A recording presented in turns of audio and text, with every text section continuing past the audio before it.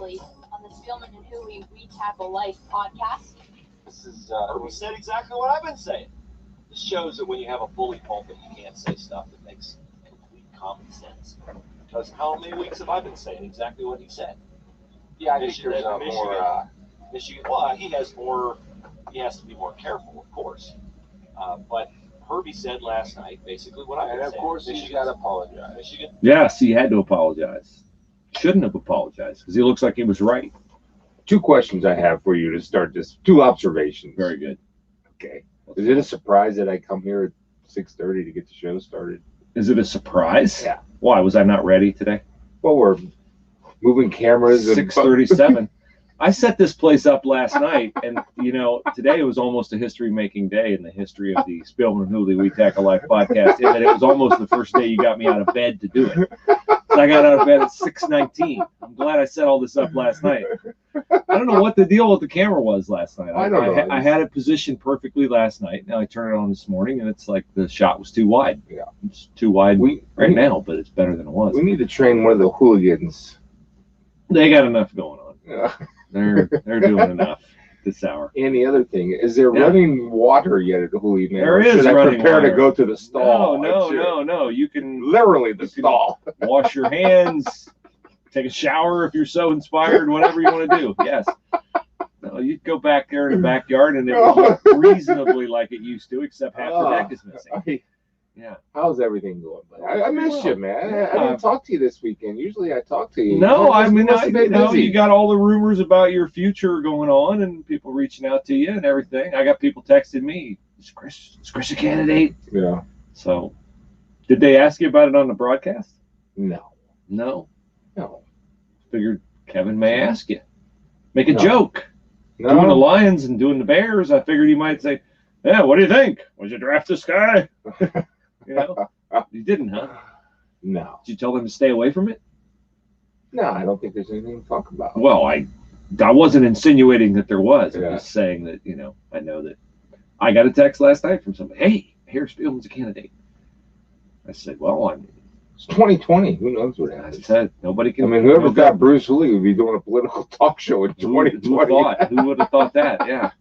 I mean, Yeah. who would have thought that the Ohio State-Michigan game is in jeopardy? Who would have thought that? Who would have thought the Detroit Lions could rally from a double-figure deficit? It's crazy, man. Maybe they were auditioning for you. I don't know. And who would have thought, while we're playing this game, that the Jets would be in an all-out blitz with 5 seconds to go? Well, I mean, if you knew Greg Williams was their defensive coordinator, you'd know that. He invented football, so I shouldn't question that. He did. But that's insanity. I saw a stat on NFL Network last night that they are the first team all season to rush 8 in a situation like that. Yeah, it's crazy. That's to me, that's a fireable offense. But what do I know? Well, Derek Carr made a nice throw, and Henry Ruggs is super fast. And yeah, but it should have with 5 seconds left, something like that. No deep safety. No, there should have been 3 deep safeties in I that know. situation. I'm aware. Just mind-numbing to me that happened. So I Greg don't Williams. understand. Greg Super G Williams. Yeah. Wow, man. Dialed in. He knows it more. Yeah. You Who would have thought the Minnesota Vikings could almost end the Jacksonville Jaguars Well, losing streak? when you miss a field goal, you miss 2 extra points, you throw a pick 6, and you fumble on the 1-yard line, going in to put the game away. Trying very hard. I mean, they try hard every week to make it interesting. I was talking to Rick on the way home from Chicago, driving, and which is not a bad drive, by the way. Wow, you drove? Yeah, it's 6 hours. I just I didn't want to pack my identification and clearance papers to cross into the People's Republic of Illinois, but I'd be nice. Good line. That's very funny. That's very funny. And so I just said, I'll just drive. It's just easier. And I had some conversations I had to have on the phone. Sure. Some discussions. A lot of good alone time there. Tried to call you, but you're too busy for me. You're always on the phone. You're always doing something. I pretty much detach from my phone on Saturdays and Sundays. I know. Well, that's I always try to call you back, but not that I need to, not that I value your opinion, your advice, but I mean, I should expect nothing less, to be honest with you. No, I set that precedent a long time ago that I would definitely not be available when you need me most. Well, I mean, I kind of, I respect your opinion and your view, and so I told you a long time. If I'm calling you, I'm not calling you just to. No, you don't. You're not a call to commiserate. I'm and calling shoot the bull for a reason. Yeah, I know. Was it yesterday or Saturday? Saturday, I couldn't get my phone to charge Saturday. I don't know why. I had it plugged in to charge. I was doing my chainsaw thing outside, and normally I have my phone listening to a game. Yeah. And it just wouldn't charge. I don't know why. Usually the hooligans can fix that, though. Yeah, usually. But I think I had it plugged into an outlet that doesn't have any juice or something. But that's why I didn't have it with me, because normally, obviously, if I'm listening to a game and it rings and I see it's you, I'll answer. So, speaking of the game, what'd you think? Which one? Ohio State. How bad is Michigan State? Oh, they're so bad. It's just awful. How did they beat Michigan and I don't know. Northwestern? I don't know. How in the world? Their offense is terrible. Their defense is terrible. I thought the kid that came in for Rocky Lombardi was Yeah, he was okay. I thought he was okay. I thought he's better than Lombardi. He's better than Lombardi. I mean, he looks a little bit more natural. They playing a position. Boy, they got lots of problems. Ooh, Michigan State? Yeah. Well, in fairness, I think didn't Mel Tucker take the job a day before signing day? And yeah, and I mean obviously at the end, Mark D'Antonio lost his mojo recruiting, so they'll go through a 3-year rebuild, but they're bad. That's the one thing that resonated with me was this team won at Michigan. Yeah, I mean that's and this team beat the team that if Ohio State plays a game this week, Ohio State will play for the Big Ten title. They'll play Northwestern. This team beat Northwestern. Yeah, like I don't know if it's better for Ohio State's. Look, Ohio State's resume, just the most important thing on Ohio State's resume is zero. Yeah, exactly. That's the zero. Because, that's Clemson Saturday night, and they struggled for a while to get rid of Virginia Tech, and it was early third quarter. Trevor Lawrence threw an interception. At that time, it's 17-10, and I flipped it off so I could watch a movie with the wife. And what movie did you watch? The Proposal. Sandra Bullock and Ryan Reynolds. Sorry, we didn't watch Braveheart. For the 45th time, which, by the way, was on BBC America. Was it really? Of course it was. Numerous times. Right after Shawshank Redemption. And Carrie walks in and says, again? That's all she said. Yeah. Again. And I started quoting lines before they came out. Sure. And then that's when it's, Good night. She's going to bed. You know what I did watch? Because my older kids, when I was in COVID jail, my older kids told me, you got to watch Game of Thrones. And I watched the whole 8 seasons. I figured that's right up your alley. Oh, yeah. I mean, it's some parts are not suitable, obviously, but I don't care, the storytelling, and I started looking at every character, so I made a list of what every character I would have in a football organization and what position they would play. From the Queens to the Kings to the Warriors, like Tormund. People out there that watch Game of Thrones, Tormund, I'd give him the ball 75 times a game. You watch him go into battle, he doesn't stop. Yeah. He just, the 4th and 1, he get guaranteed every time to get it. So I remember when that went off the air that there was complaints that it didn't end properly. What did you think of the ending of Game of Thrones? I'm not familiar with that. I thought they rushed the last season. I think there were only 6 or 7 episodes. I thought they rushed it, but I really enjoyed. There's another one on Netflix that I really enjoyed, and it's all the Vikings and Knights, and called The Lost Kingdom, or The Last Kingdom. Okay. And it was really good. So that's the one thing that quarantine or COVID has done to me, is introduced me to the magic of Netflix. And the one I just recently finished was The Queen's Gambit. I don't know if you heard about it, about chess. So it's all cool, man. Cool, great. So, but anyway, back to Buckeye football and the likelihood or unlikelihood of this week's game. Okay, so there's Michigan has COVID. They didn't play Maryland Saturday. Mhm. They have said they are pessimistic, or maybe it was not optimistic. It's one of the two. Okay, what's the difference? There is no difference. Except I got to be careful what I say because Ward Manuel could get highly offended like he was by Herbie's statement that, Michigan probably would not be heartbroken if they didn't have to come to Ohio State and take a 60-point beating. Herbie's statement, I think if I were Michigan, I'd take that. Sure, personally. Of course. So I don't mind Ward Manuel responding how he responded how he should. Yeah. Given his position. He's got to stick up for his guys and his program. And, I don't know how you would say it, but I think you look at Michigan, and that's the thing. I think, you can't find a quarterback, you can't block, you can't stop anybody on defense. I think in today's day and age, like there's things that I said 15 years ago on the air that I would never say today. Oh, yeah. Never. Wouldn't be allowed to still be on the air. Or it'd have to be a card, we call it card 99, where you got to come on the air and apologize. And, I get what Herbie's point was, because of the struggles of Michigan. But I think the one thing you always want to stay away from, and I've done a better job of this over the past few years, is, sometimes it can get personal. You don't mean it to be personal, but it can get personal. And sure. I think Herbie realized that. That's why he went on the air to immediately apologize. And his apology was extremely well done for an apology. It was heartfelt. It wasn't scripted. It hit all the points. It was, he did well. I think had he, in his first statement, the words that went probably over the line and really got Michigan going were when he said they'll tap out. Yeah. Which, that's a locker room thing that you and I would say, that Herbie would say.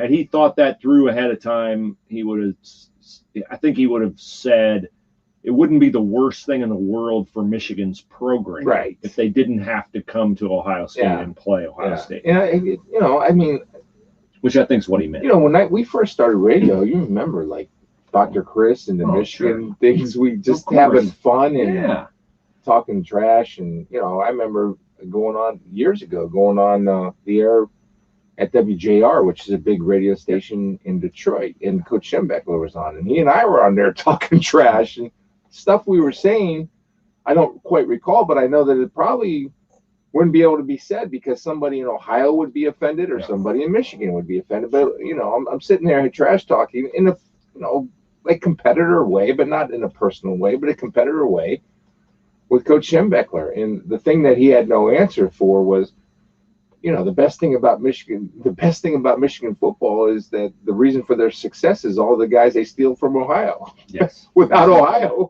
contributions. I mean, but I think that's almost probably a pretty undisputed fact. Well, when your only two Heisman Trophy winners are Ohioans, I think it's pretty hard to dispute that. And your greatest coach is from Barberton, Ohio. Go Magic. Yeah. No, there's no room for overstatement or sarcasm or really humor anymore, which is sad, but that's where we are. It's just a matter of time. So, unless you're on the answer from 5 to 7, you can say what you want to say. Pretty much. Pretty much. Or you have a podcast. Although the podcast can hang you, as many other people have been hung. So we'll try to keep you off the gallows today, and we'll proceed. But So here's the options. Okay, so Ohio State, we all know the Big Ten set this arbitrary rule at the beginning of the year. You had to play 6 games to be eligible to play for the Big Ten championship. Ohio State will have a minimum of 6 games because the Big Ten also put in the Champions Weekend. In the past, everybody's been idle on championship weekend except the 2 teams playing this year because they dilly-dallied and didn't set up a season in time. They're going to play the second against the second, the third against the third, the fourth against the fourth. So everybody's going to get another game that weekend. Okay, so worst case scenario. Worst case. Michigan can't play because of COVID. They don't find a replacement game for Ohio State this weekend. Ohio State doesn't play Michigan. Ohio State's not allowed to play for the Big Ten title. They'll get a 6th game the 19th of December against presumably Iowa or Wisconsin. Mm-hmm. That's the worst case scenario. Okay.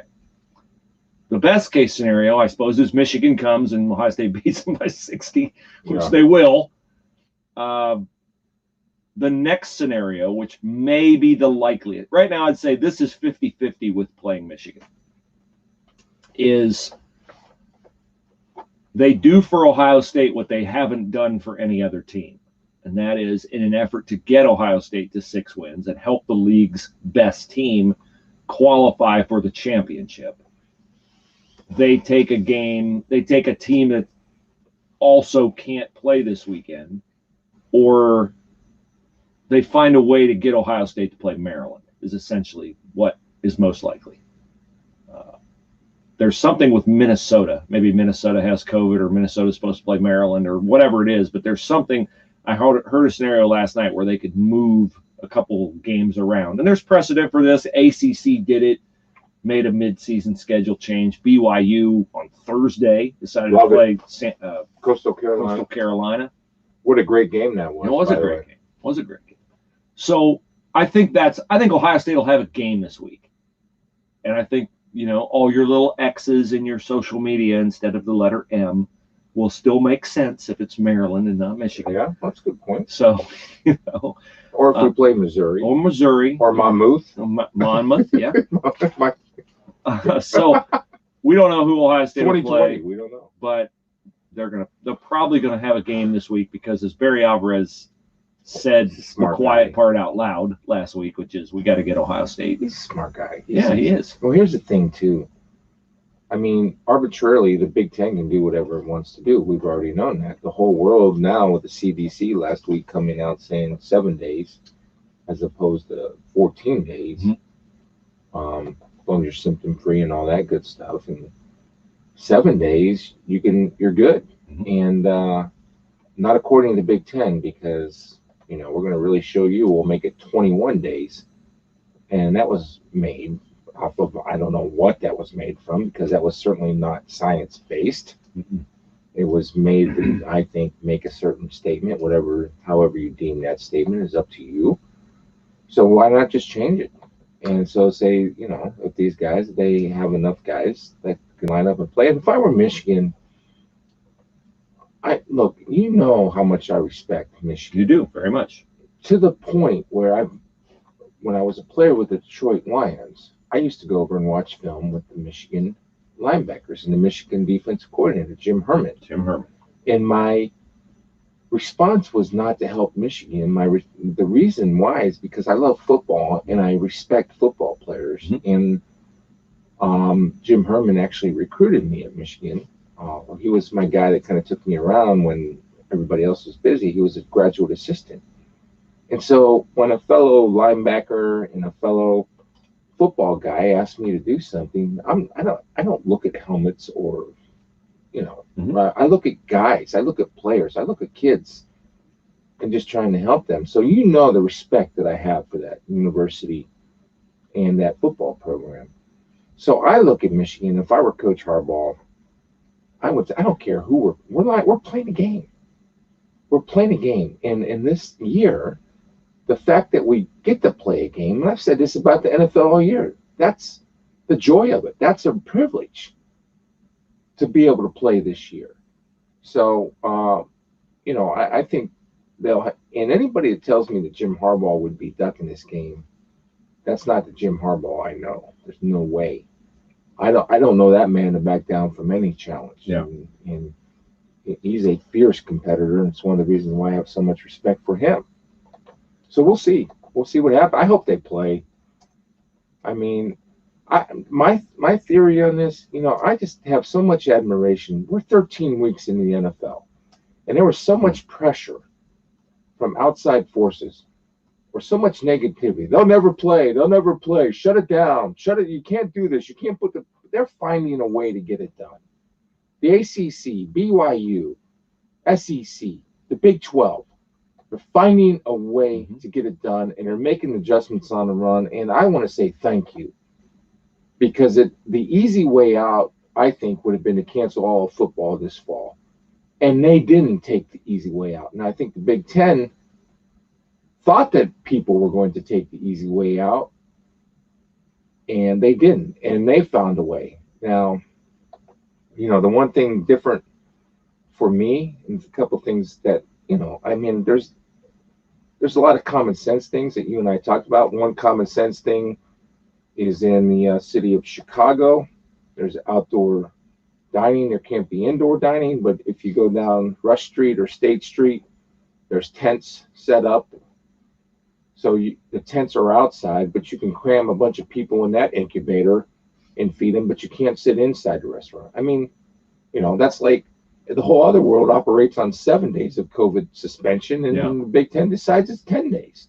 The whole other BYU can cross country on Thursday and play Coastal Carolina in a great game that comes down to the 1 yard line at the end of the game.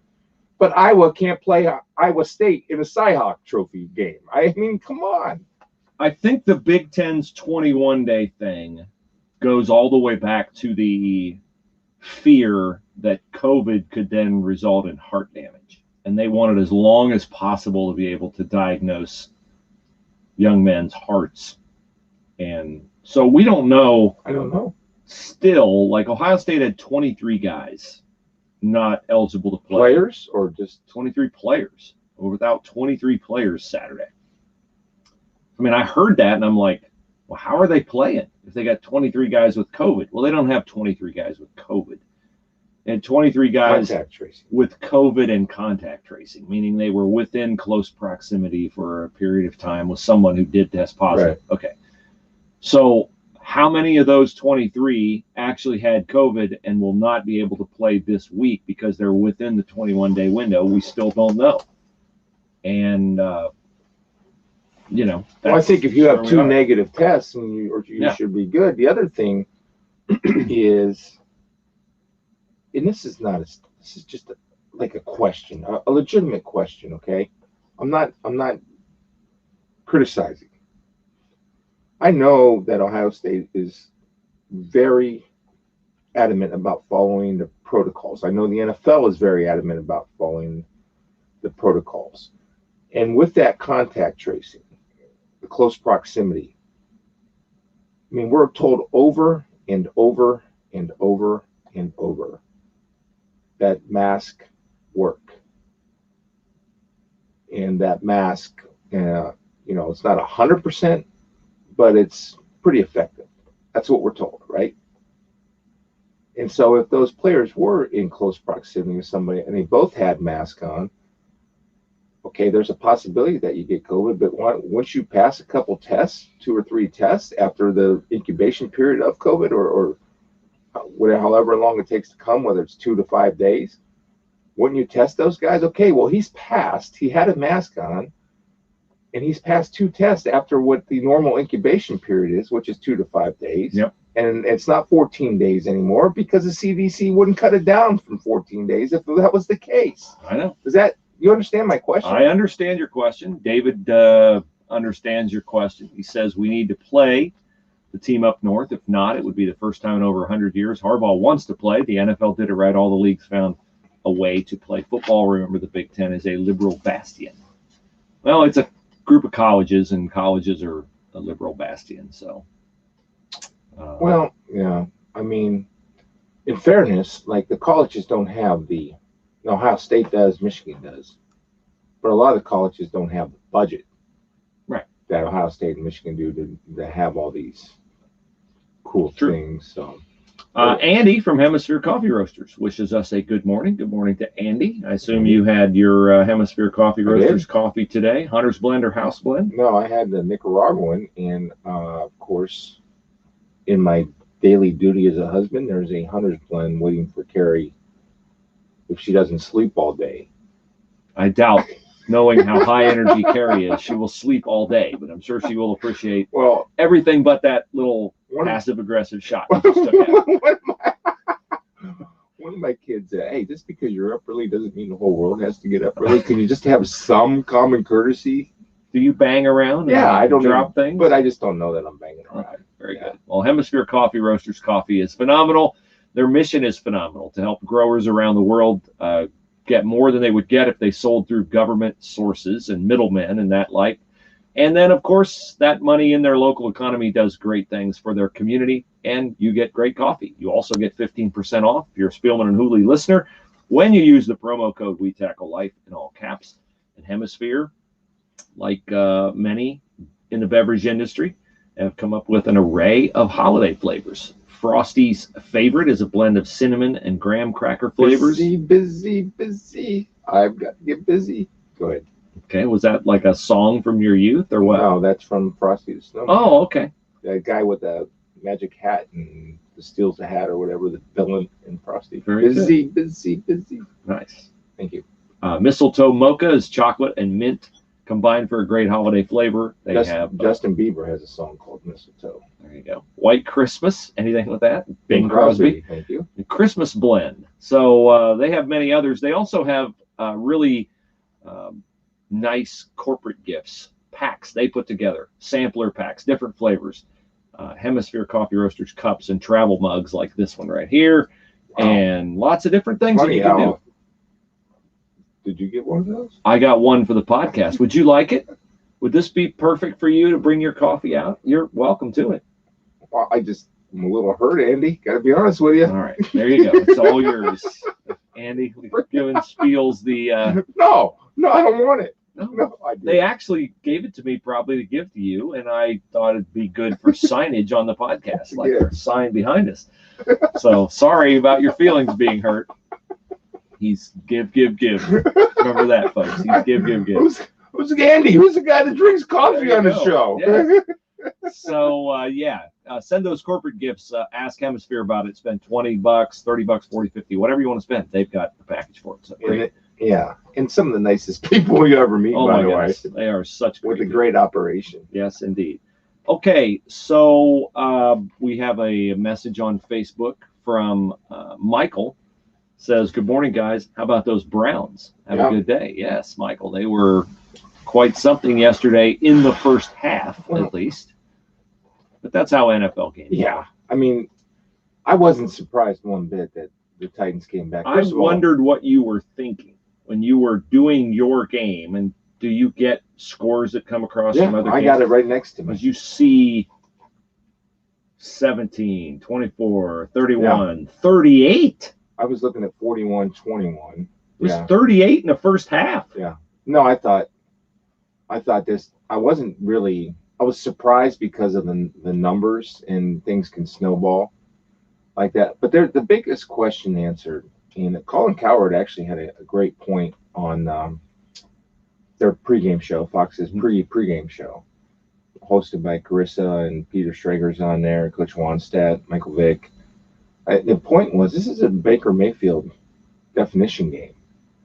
Yeah, I know you feel this way. I think you feel this way too. And because you're playing Tennessee, like the Browns have done a good job of beating all they can be. But when they lose, like the game that I did against the Raiders, I mean, they got hammered. Yes, they did. By the Raiders. Out physicaled and everything else. But that's the NFL, right? And so I wanted to see how Baker would perform. And Baker finally got a game where it wasn't grappling or raining or snowing or windy. And, he puts up great numbers. Then, of course, you have this offensive line that can protect him. You have this offensive line that is dominant in run blocking. You have a 1-2 punch. We talk about it every week and how good Nick Chubb is. I think an improving defense. And so the Browns are sitting there at 9-3.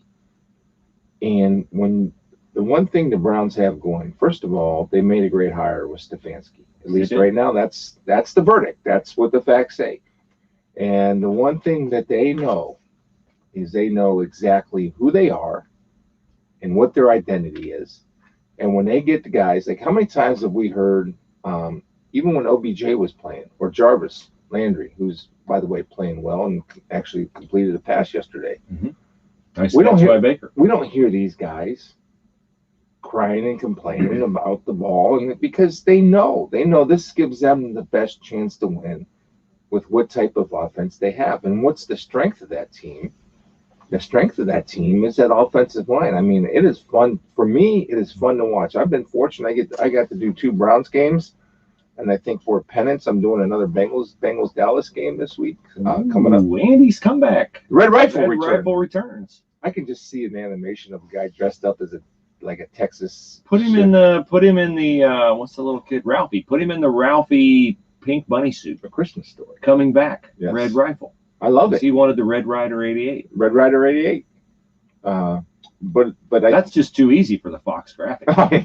I know, but I think and the Bengals are just really struggling. But I credit Fox because it's very clear that unless you're Joe or Troy, you're doing regional. Everybody's doing regional games as far as talent goes, and I'm actually excited to see the Cowboys play because there are certain players I want to watch. I want to watch Zeke and see if Zeke has hit the wall or does he still have a lot left. So I'm anxious to see that. I thought the Bengals defense played okay yesterday. Just there's no offense. I mean, there's no offense. There's just it's just AJ Green has been shut out in 3 of the last 4 games. 0 catches. I understand Brandon Allen's in there and he's trying. He just doesn't have the reps. It's just obviously you see how different they are when Joe Burrow's in there, when Joe Mixon's in there. But guess what? Every other team is dealing with the same thing. I did the Detroit Lions yesterday.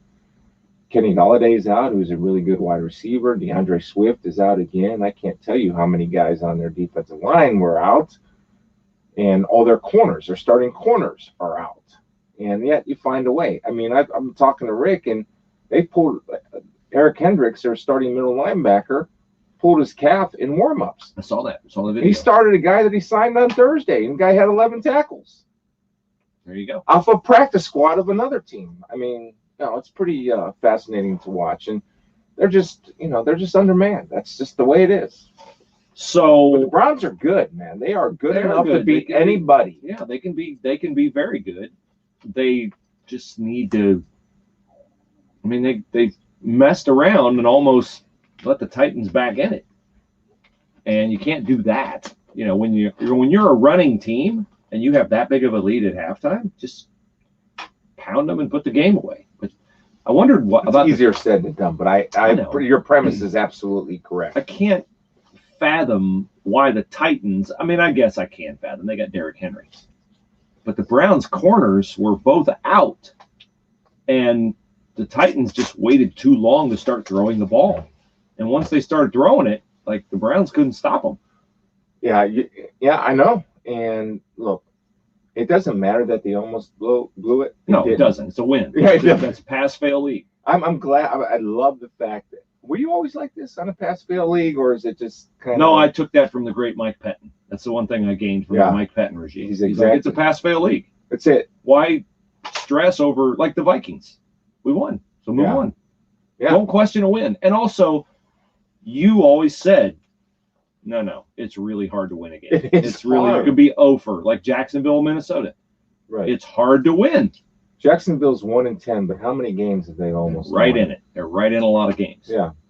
The Lions have led in the fourth quarters a crazy number of games, right? You just with a double-figure lead. You just don't know. Yeah. And so when you win in the NFL, you never apologize for winning. No. And one of the statements that Coach gave me a long time ago, I adopted it as one of my own. You can learn the same lessons from winning as you can learn from losing. Absolutely, you absolutely can. It is, yeah. So the Bengals yesterday had a brawl in their game. Did you see the hits on the special teams that precipitated that? Yeah, no, I didn't. I haven't watched. They were ugly. They were ugly. And Brian Flores, as you would expect, protecting his guys. So they had some ejections and they had some punches and all that kind of stuff. What it added up to after in Cincinnati is speculation that this is it for Zach Taylor, that they're not playing disciplined football, that they're obviously losing. They're losing on the road. It's like some crazy number of road losses for them. Yeah, it's not even. There could be quite a lot of head coaching. I would just be careful on Zach in the sense. I mean, if you're going to make a change, I think you have to make it now because. Ooh, interesting. Well, only because who's the most important person within that franchise? Joe Burrow. Exactly. So if you're going to change offenses, you got to do it now, going into a second year, as opposed to Joe getting it going a second year, then all of a sudden, okay, we're changing again. You mean now in this off season, not like this week. Right. I mean, if you're going to make, I'm not advocating for a change because I just don't know. I'm not close enough to the program. I'm not inside the program. The one thing I did do, and I will do again, is I went to practice, and because of COVID regulations, and nothing the Bengals do, it's just because of the COVID regulations. I was at one end of the practice field, and they were at the other end, but I was able just to like I like to just like one of the guys asked me on our crew, Chris, why are you going to this practice? We're down here 200 yards away. Yeah. And for me, it's just I just watch everything, right? I feel energy. I see guys moving. I see what kind of pass rush move a guy may like, or something that it may transition into my broadcast. And so I'm going to give up an hour and 15 minutes of my time if it could possibly make a difference in my broadcast. I mean, that's just how I do things. I love that you recognize that there's just, you could pick up one little thing that could be interesting for the broadcast, and if you don't pick up anything, you're not out anything. Right. You're not out. It's just your time that you are on the job for Fox. So why not be there? And, I could have probably watched or seen more, to be honest with you, if I was driving across that bridge that overlooks the broad back and forth. Is that bridge still open? If all the bridges are closed, I don't know. Maybe you can watch from up there with binocs. But I did pick up one thing on the Bengals, and I'm waiting to see if it happens this week. When I was at practice, I'm not at liberty to say because when I say at practice, anything that I pick up that is scheme related or anything like that, I'll never say. Sure. If they do it in a game, then they say this was executed well in practice. Here's the other thing that coaches need to understand. College coaches don't get this. NFL guys get this. It's amazing the production meeting. Darrell Bevel was a different guy on a Zoom call this week than he was as an offensive coordinator. Well, he's asked more from a leadership perspective, right, and has more authority. Right. And true. In fairness to Darrell, you're exactly right. Yes. But to the coaches in the NFL know that we're not there to hurt. I tell them, I'm not here to hurt you. I never called for one guy's job my entire life. I never would do that. I'm not in position to make that decision. I like to accentuate the positives and the good. Tell me something good about this kid. I can see the bad. Yeah. Tell me something good. Tell me, his work ethic in practice. He's was tremendous in training camp. He's getting a shot today. Those things which I can elaborate on during the broadcast that enhance the broadcast. I already know the bad stuff. Sure. I don't need to know the bad stuff. Right. I see it. Yeah, I like when Urban talks about don't say you have bad players, because you gave him a scholarship, so he must not be that bad. You gave him a scholarship, coach him better. Willis Spangler Starling is our attorney firm of choice. Make sure that you have done the research and done the due diligence on which attorney firm you'll go with before you actually need one. That's why with Willis Spangler Starling, you're set. Their expertise extends across a broad spectrum: workers' compensation, personal injury, wills, estate planning, all the big ones. They can cover it. And they're enlarging their specialties all the time, but they're not a mammoth firm in a big high office building. They are in a nice one-story, very accommodating office, Truman Boulevard in Hilliard. Willis Spangler Starling online at willisattorneys.com. And I give you the website because it's a good way to get to know them, to see their character, to see how laid back they are in their approach to interacting with you. They're definitely on it when it comes to all aspects of the law. And the thing that I love about Willis Spangler Starling is that they see what they do as a way to serve others. And that's crucial because as we get into the faith portion of the podcast later on, that's what we're all about, is serving. And you can serve in any number of ways. And you're given expertise and interest and acumen in a lot of different areas. For the people at Willis Spangler Starling, it's in the law, but it is a way to serve. So look for them online, willisattorneys.com, willisattorneys.com. You mentioned you can see the bad stuff on film. I would imagine it's going to be a pretty tough day for Mike Jordan, a cornerback with the Tennessee Titans, who played at Missouri Western State, where I've never heard of it, but man, did the Browns pick on him yesterday. They got him at least twice. Donovan Peoples-Jones got him on a double move, long touchdown. Rashard Higgins got him in the first half. So looked like the Browns identified that matchup. That's the whole NFL. Yeah. You find a weak guy or a guy that's struggling that particular day, and it can change week to week. And you go after it, and you create matchups the best way that you can. And that's when you get that matchup in that man coverage, or even in the zone, if you get a matchup that you like. So how you get a zone matchup is you line up whatever slot receiver, or you line up the trips, which is 3 receiver one side. Eventually, you got to get a linebacker out on the receiver, and that's when you run those little option routes or read routes or shake routes, whatever you want to call them. It's really tough for a linebacker. How you defeat that is you got to hopefully you have a beast of a pass rush. I mean, that's the only way, because eventually, really good running backs like Kareem Hunt out of the backfield, or DeAndre Swift, or any of these, Christian McCaffrey, any of these guys. Mike Davis has 50 catches, the backup to Christian McCaffrey. Those guys are tough matchups for linebackers, right? And so if you can get that, that's advantage offense. And once that's identified, it's really tough, because then a defensive coordinator has to start changing what he's doing, because he can't he can't put that guy in a position to fail. No. Kudos to Rick. I wasn't aware how good of numbers Justin Jefferson had until I was watching NFL Network last night. Offensive Rookie of the Year? Offensive Rookie of the Year. They drafted him to replace Stephon Diggs, and he's doing a nice job with that. So congrats. I think back to the Bengals and a coaching change. I get why Cincinnati reporters and stuff are speculating, because when you have the record that Zach Taylor has, that's why they speculate. But you got to remember, no owner is more patient than Mike Brown. No.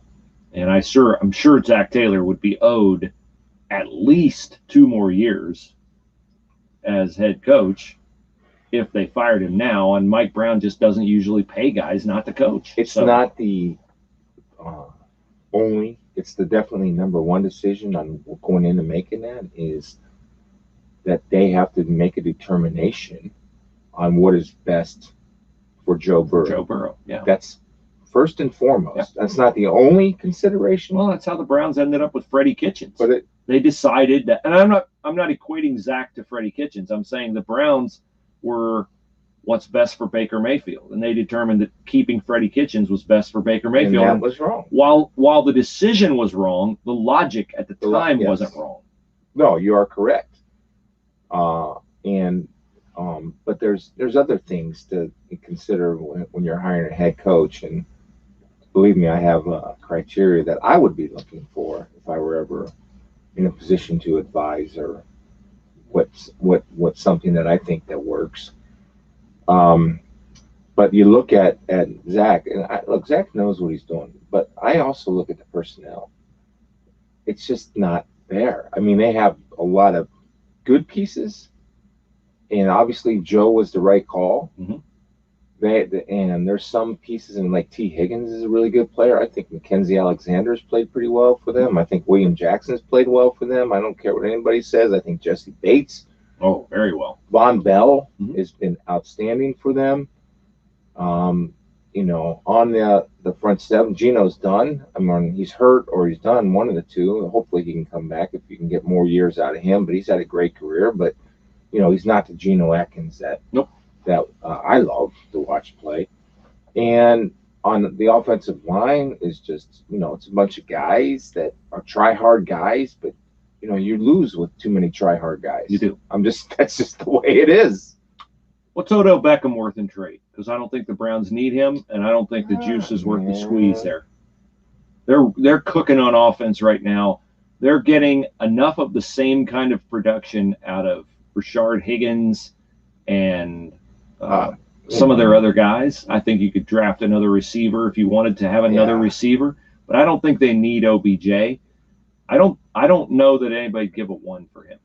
No, but the other thing you have to look at before you make any of those trades is what's the dead money. Dead money, right? Which is, an issue. Right? Yeah, the cap, you count certain money on your cap, whether you guys there or not. Right. Like when people are talking about the Lions, who are in the market for a new coach, it may be Darrell Bevell, it may not be, looking at Matt Stafford because he's in his 30s, right?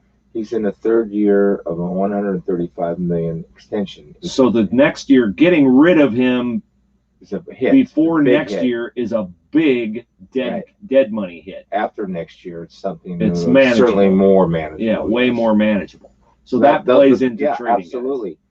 But I think with OBJ, look, I think he's a tremendous talent. I mean, I love his work ethic in practice, Bruce. Mm-hmm. And he's a good player. He's an emotional guy. I get that.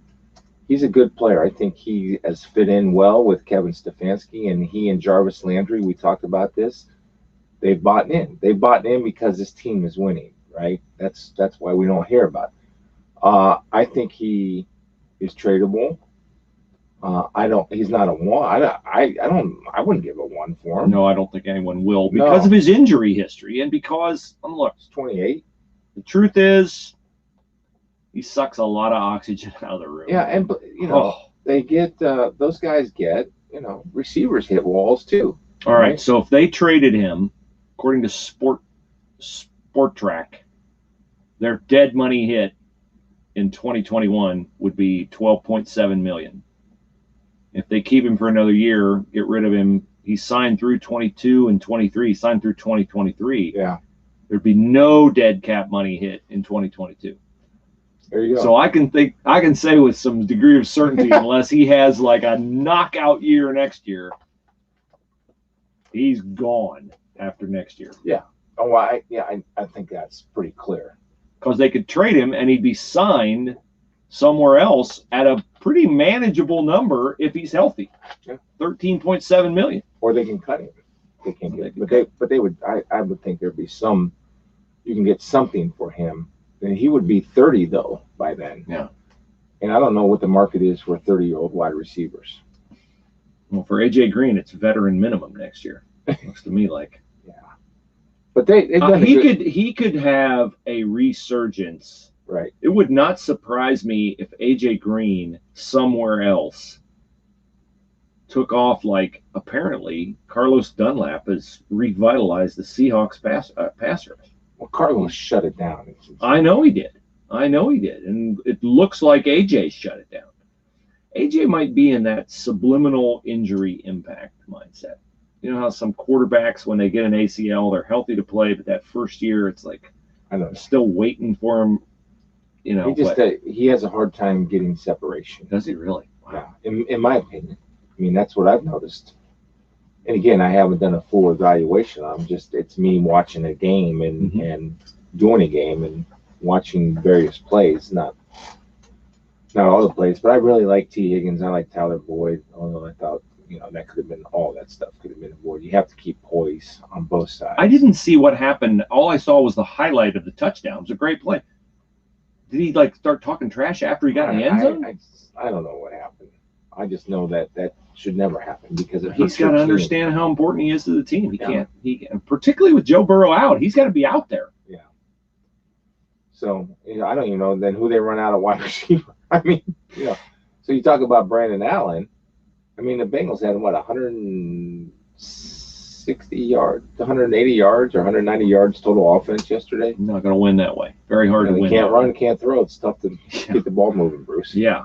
As you well know. Got to have great special teams, and you can't be hitting guys before the ball gets there on special teams, which precipitates a brawl. Open enrollment for health insurance ends December the 15th. Don't be caught off guard by that deadline. You've had about 45 days to get it done. You still have time. AUI Info makes it easy. Go to their website and set up a meeting on their chat feature 24/7, and they'll get back with you either on Zoom, in person, on the phone, answer all your questions about your health insurance, get you set up, whether you're a business looking to attract new employees with great health benefits, whether you are a single-person business, you're a plumber, you're a lawyer, you're a consultant, whatever. If you're self-employed, it does not mean that you are restricted only to Obamacare. You are considered in the government's eyes a group of one. AUI gave me that information. It's the kind of information you get from them when you go to their site. I didn't know that. Yeah, you don't pay. So you might be a group of one. I don't know what I am. But at any rate, AUIinfo.com is the place to go. Again, you don't pay them. The health insurance companies pay them. Everybody pays for a consultant, whether they use it or not. So you might as well use it because it's free, and they're compensated by the company, so you don't pay. So AUIinfo.com, Chrissy, Steve, Julie, a small business themselves, so they understand the needs of small businesses. They're very responsive, and they'll stay in touch with you. It's not just a once-a-year thing. They'll stay in touch with you to help you out. So complicated. They are, oh my goodness, they are servants at heart. So auiinfo.com. All right, let's transition to the faith portion of the podcast. I don't think we have left anything else on the table. You segued well to me, if I may. Yeah. Go. So servants at heart, right? Mm-hmm. And servants at heart means you.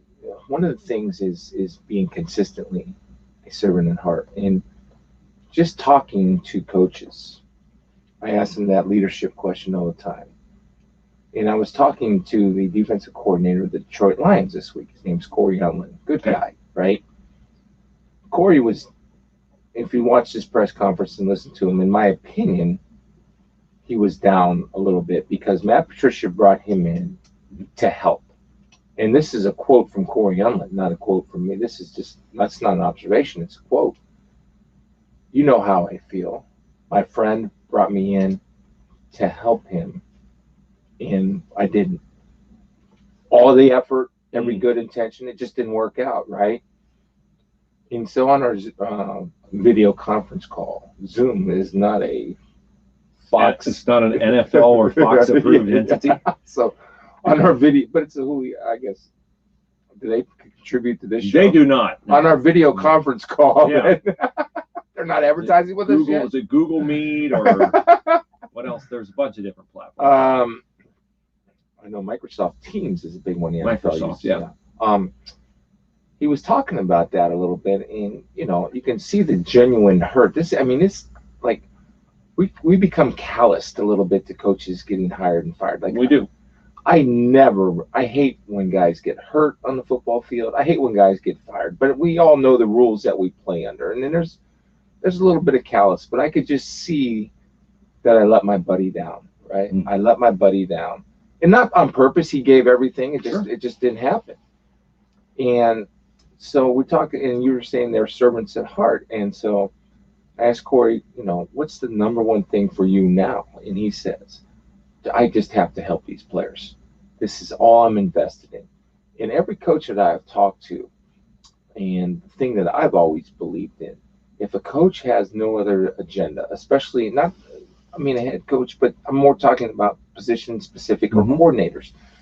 If their only agenda, and most coaches are like this, I've come to experience being in this game my whole life and talking to thousands of people, that if a coach, his only agenda is to help that player become a better player. And also, there's a little bit of a professional relationship, but there's also a little bit of a relationship that can be built. And when that player knows that coach's best interest and only agenda is himself, the player, then that's when I think you get the most. And I was really impressed with Corey's answer on that, because it's hard, because he's feeling down. He feels like he let his guys down. He feels like he let his friend down. But the mission doesn't stop, no matter the circumstances. And so then I found a corresponding, or not a corresponding, is it corresponding Bible verse or something that relates? Corresponding verse or complementary verse? Complementary, thank you very much. That's what I was looking for. You, the wordsmith, and two-time state champion. Never forget. Well, you don't let me forget it. So, I just do what I have to do. And this comes from our friends in Philippi, from the Philippians, Bruce. Wonderful. Yes. The Apostle Paul. In humility, value others above yourself, not looking to your own interests, but to each of you to the interests of others. And so, thinking about my note-taking about life and leadership, that I know you have a great interest in, and as husbands, as fathers, you and I, in coaches, I think there's nothing more humble than when a head coach gets fired.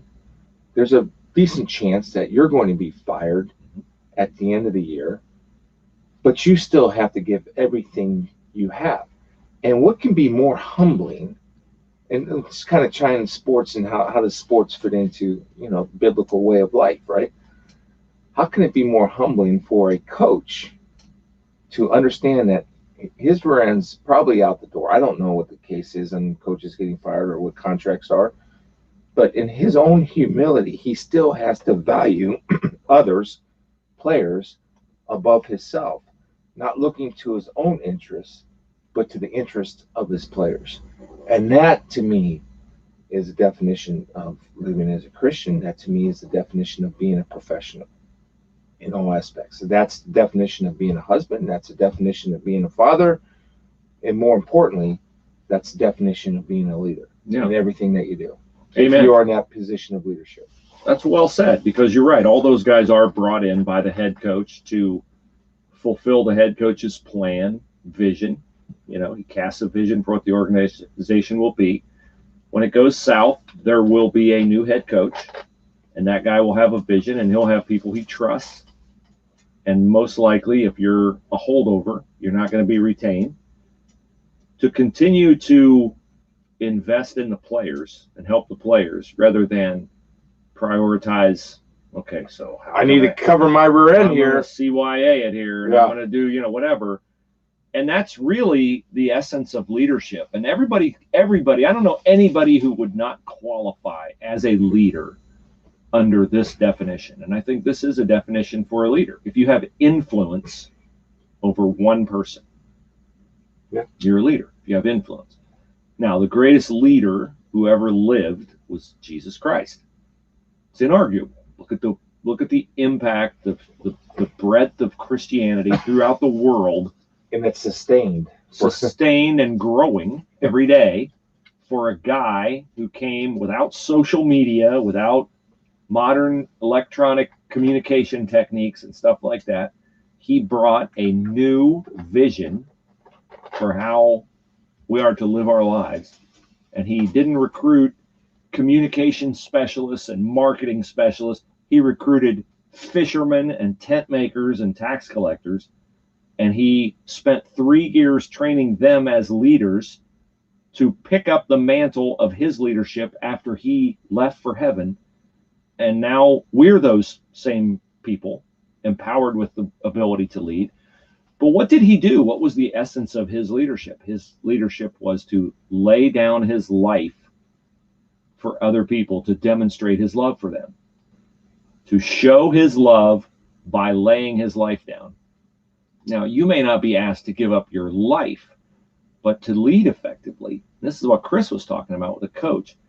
He has laid down his agenda, his personal interest, his personal priorities. He has set them aside and prioritized other people's needs over his own. I just want to say, I mean, it's some people out there that don't know, when they see a coach getting fired or coaches getting fired, it's really difficult to watch, because I see it in these guys' eyes, especially this time of year, right? At the beginning of the year, it's great going to every practice and every team because everybody's happy and excited. Everybody's going to be great. Yeah, everybody's going to be great. Now, when you look at these guys' eyes, you just know that and by the way, they choose this way of life. I've heard coaches talk about this all the time, that the stress that they're under, and understand that, okay, if you're coaching the NFL, eventually, you're going to get fired. That's just, unless you're Bill Belichick, there's the outliers. And so the stress that it puts on them, the families, the kids, I mean, the sacrifices that these guys make, but everybody's in agreement. Like, the families usually are in agreement. And so this is why this is not, for me professionally, I would have to be a little bit callous to it because, well, that's just the way it is.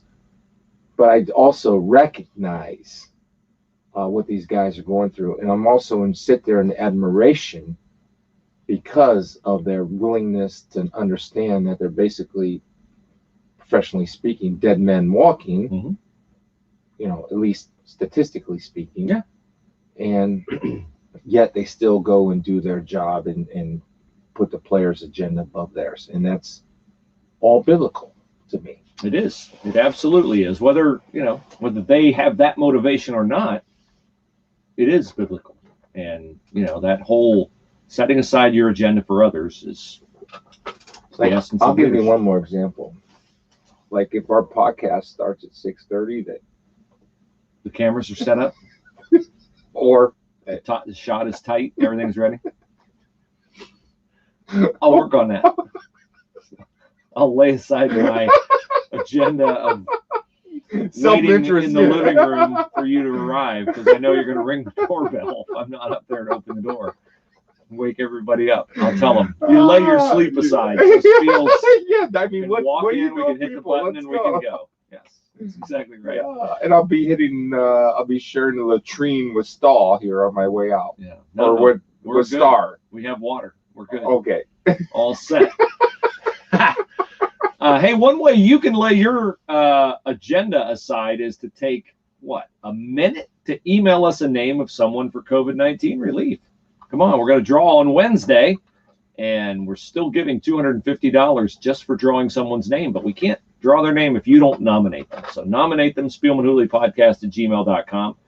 And the emails that we get in response from the recipients are nice, but I can only imagine what the interactions are like when they find out that you nominated somebody. So yeah, that's cool. Do something nice for them, and everybody have a great day. Hopefully by Wednesday we'll have some clarity on Ohio State's opponent for Saturday, whether it's Michigan or whether it is not. We'll also update you on the college football playoff rankings and everything else. Have a great day. We'll talk to you again then.